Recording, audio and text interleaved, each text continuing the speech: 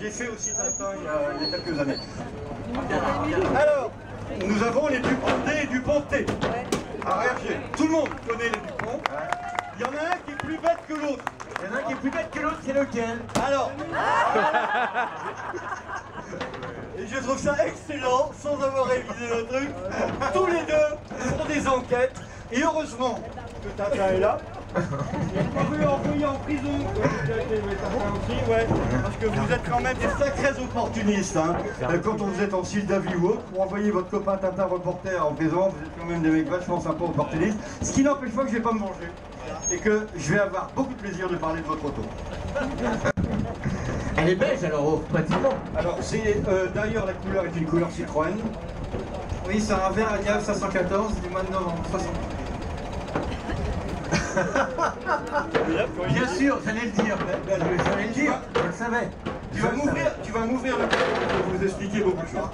Qu'est-ce que c'est que cette deux chevaux? Qui ouvre le capot? Dupont ou Dupont? Pourriez-vous me dire à peu près l'année de la voiture? S'il vous plaît. 54. Et c'est automatique l'ouverture. 54. Vous n'êtes pas loin. Alors, on a déjà, parce qu'on pouvait avoir le moteur 425, c'est une révolution. On a un moteur 425 cm3 Oh la vache. qui vous amène à 80, je sais de quoi je parle, à 80 quand une Citroën ne tombe jamais en panne. Ça, c'est le Dupont le plus idiot. Alors, lequel peut... Voilà. Bon, il n'est pas plus intelligent que l'autre, mais il fait des gesticulations. Ouais, t'as pas trop quand même sur la deux chevaux. Donc, on est sur un petit moteur 425 sur les. Je vais vous raconter une anecdote sur la deux chevaux. Pierre-Jules Boulanger reprend l'usine Citroën à la mort d'André Citroën. Avant la mort, l'usine est cédée. C'est Pierre-Édouard Michelin qui reprend, il meurt. Bref, Jules Boulanger reprend l'affaire. Il remet la traction en état. J'entends en état. Pour qu'elle soit fiable. Je vous passe tout le chapitre. Et un jour, Jules Lefebvre, Boulanger, pardon, il arrive dans son massif central, il voit des charrettes. On peut plus l'arrêter. Non, non, mais attends, non, mais la charrette, non, mais attends, la charrette, c'est l'histoire de la des chevaux. Bon. Il voit dans un village des charrettes, des chevaux et un encombrement épouvantable. Il se dit, mais finalement, je n'ai pas mis la France sur 4 roues que voulait André Citroën. Et il s'est dit, et voilà le cahier de charges que je vais donner quand je reviens au quai de Javel.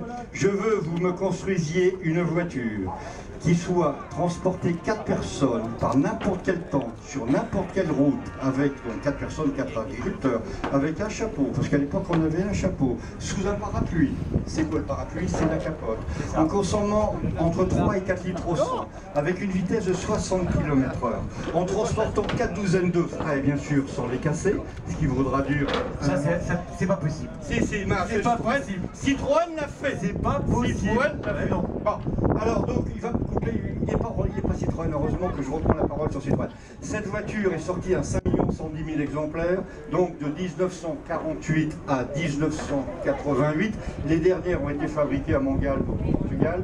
Et ce que je voulais vous dire, cette voiture c'était le projet, c'est la TPV, très petite voiture. Il faut que vous sachiez quand même qu'en 1937, le prototype sur les 150, ils étaient au point. En 39, le 2 septembre, la voiture est prête à être présentée, 150 exemplaires sont présentés, la guerre éclate. La guerre.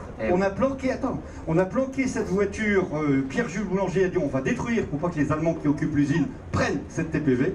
On les a donc planqués à la Ferté-Vidame dans l'Eure. Vous avez la piste de course. On les a planqués en 39, juste à la 39-40. On en a découvert une en 66 et on en a découvert 3 autres dans un mur qu'on a abattu dans un grenier en quelle année? 94 ou 80. Seulement 94 on les a retrouvés. Alors ces 3 de chevaux, je vous le dis, refroidissement par eau, c'est leur refroidissement par air. Les carreaux, il n'y en avait pas, c'était de la celluloïde. On démarrait avec une tondeuse, un fil de tondeuse à gazon. Un lanceur. Bon, elle n'avait qu'un phare. Pourquoi elle n'avait qu'un phare? Parce qu'à l'époque, avant-guerre, la législation n'autorisait qu'un phare. Et on avait fait une erreur colossale, c'est qu'ils avaient mis les premières sur le phare au milieu. Et tout le monde éblouissait et on pensait que c'était un soleil, enfin pas un soleil, une mobilette, non, c'était dangereux. Donc on a mis le phare à l'extrême gauche. Et puis après, c'était obligatoire, donc on arrive au salon de 48. Au salon de 48, l'anecdote, les journalistes ont rigolé en disant c'est une poubelle, c'est une merde, etc. Il a fallu 6 ans pour avoir une Citroën, d'accord, à un moment donné, et au salon de 48, elle a été révélée. Et je vous dis pas que Peugeot et Renault et tout, mais bon, Les délais d'attente à l'époque étaient très longs. jusqu'à 6 ans.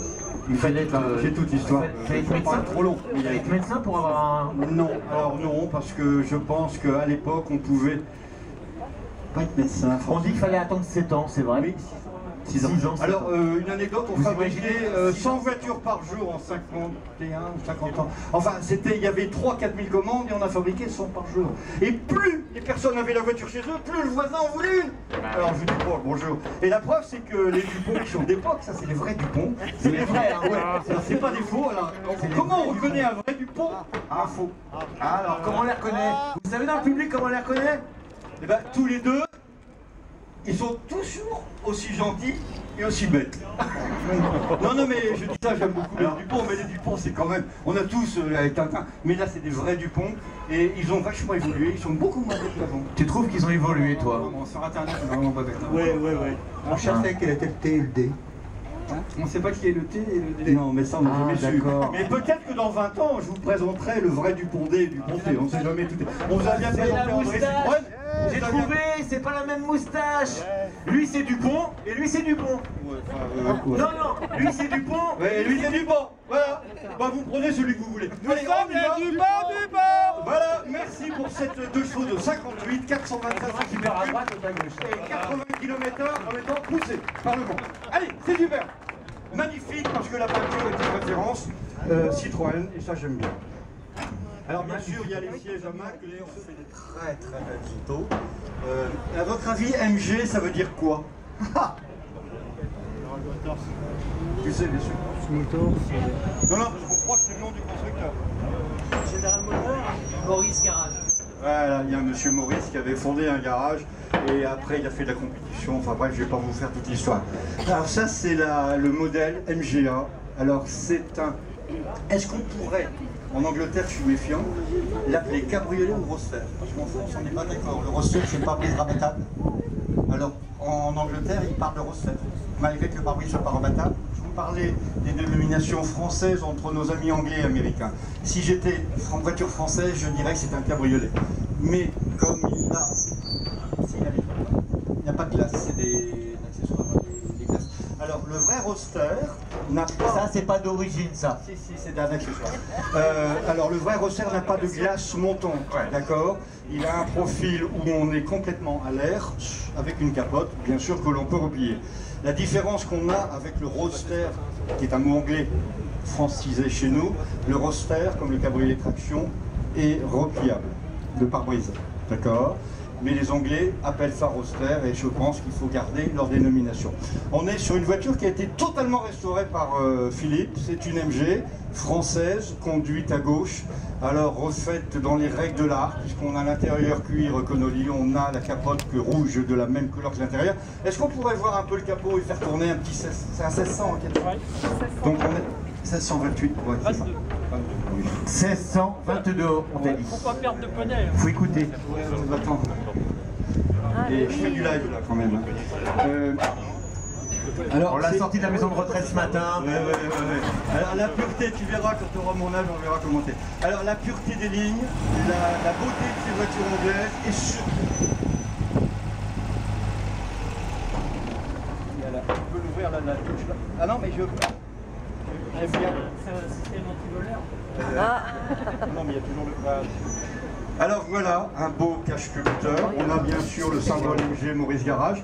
Et on a deux carburateurs, hein, donc SU, deux carburateurs qui permettent à ce petit moteur entre guillemets, qui fait 9 chevaux, 9 chevaux, un 1600 fiscaux, et qui va avec deux carburateurs développer une belle puissance, puisque c'est livré pour combien miles? 80. Je parle vite. Ah oui. J'ai pas encore mis le pied à fond. Non. Bon, c'est des moteurs assez poussés qui tournent très bien et qui devaient être livrés pour 100 miles. Ça fait 165 km/h de mémoire à 5 km/h. Très belle auto, très belle tenue de route, très basse, donc un CX très bas. L'archétype, à mon avis, des voitures MG après la TC et la TF. Hein, donc, Alors, j'aurais voulu présenter une MGB, mais personne s'est venu pour voir la différence entre celle-là s'arrête en 61-62, la MGA, et en partir de 62, vous avez la MGB qui a fait une histoire de vie jusque 1900... La MGB 1980, 79, 80, non c'est 80, dans les années 80 à peu près. Voilà, magnifique auto. C'est une 2+2 ou une 2 2. Dans le coffre, on met quoi? Voilà, on ne peut pas mettre madame si elle n'est pas sympa, on ne peut pas la mettre dedans. Alors ce n'est qu'une 2 places.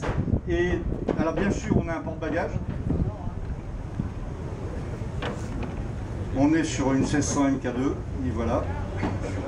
Oui, vous avez vu que si vous voulez amener le gosse, le siège auto, la belle-mère, la grand-mère, le chien, berger allemand, etc., vous changez d'auto ou vous vendez le chien. Voilà. Donc, belle auto, cette peinture est une peinture référence MG. Elle est de toute beauté. Et alors, la restauration, pour moi, c'est pas retaper, c'est redonner la vie, redonner l'âme, redonner l'odeur, redonner la couleur, redonner les sensations. Et ça, c'est de la restauration, c'est pas retaper. Voilà. Merci Philippe. Pour info, en temps, c'est à peu près 1200 €. Oui, bah la B14, j'ai passé 3000. Oui, oui, non, mais... Voilà, alors si vous voulez faire de l'argent avec des voitures, n'achetez pas de voiture. Contrairement à ce que vous entendez, c'est de la... 1, il faut s'y connaître un peu. 2, il faut réguler les pannes. 3, c'est avoir beaucoup de patience, énormément de patience. Mais quand on a mis 5 ans, comme j'ai fait pour la V14, et qu'elle fait ses premières tours de roue, on n'est pas sauvé. Je suis tombé 3 fois en panne au Tour de Bretagne parce que j'allais chercher le pain pour faire avec mes voitures. Et quand on fait 450 km avec une voiture, il faut qu'elle soit fiable. Qu'elle soit des années 20 ou des années 60, roulez, roulez avec vos anciennes. Et tous les petits défauts, vous les maîtriserez petit à petit. Merci, merci, très belle auto. Un fidèle des étangs d'Apigné. Les étangs d'Apigné, c'est le premier dimanche de chaque mois. On est quand même dans les années 50. Merci, c'est une voiture qui a... D'abord, il faudrait remarquer l'immatriculation d'origine. 101 Q35. Non mais attendez, une lettre. Une lettre. Hein, on est dans les années 50. Merci. Merci d'être venu. Alors, on va faire une petite histoire de Vedette. Alors bien sûr, tout le monde connaît la marque de machine à laver. Vedette mérite votre confiance, ce qui n'a rien à voir. Mais on pourrait dire que c'est une voiture avec son 8 cylindres qui était très chère. Alors, je vais vous faire un peu d'histoire quand même.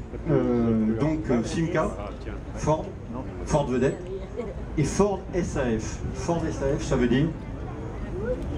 Alors, Société Anonyme Française, je vous le dis. Pourquoi?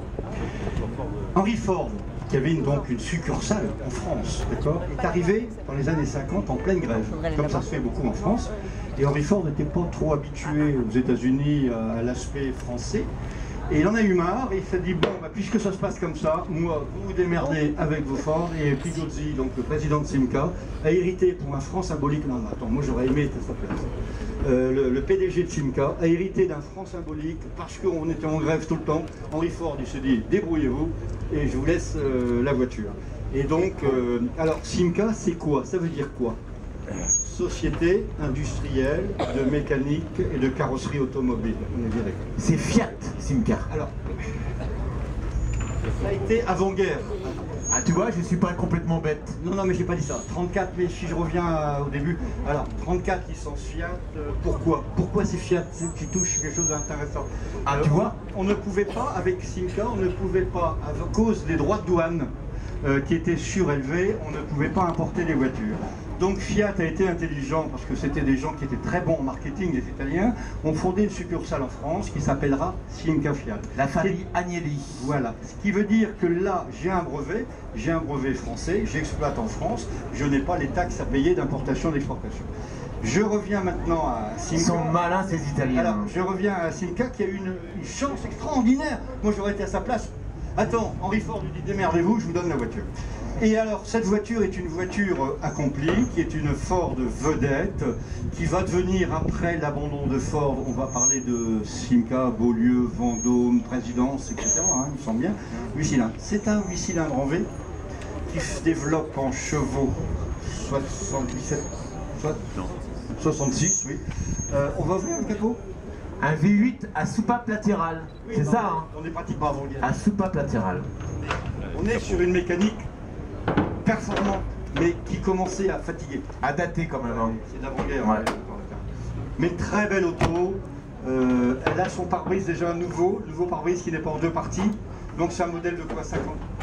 On voit quand même qu'il y a un angle sur le pare-brise, oui. parce que les précédents modèles avaient une séparation, Voilà. étaient en deux parties. Comme les Là, Ford Comet. voilà, parce que vous savez qu'avant, on ne savait pas faire un pare-brise courbé. C'est les Américains qui nous ont montré, encore une fois.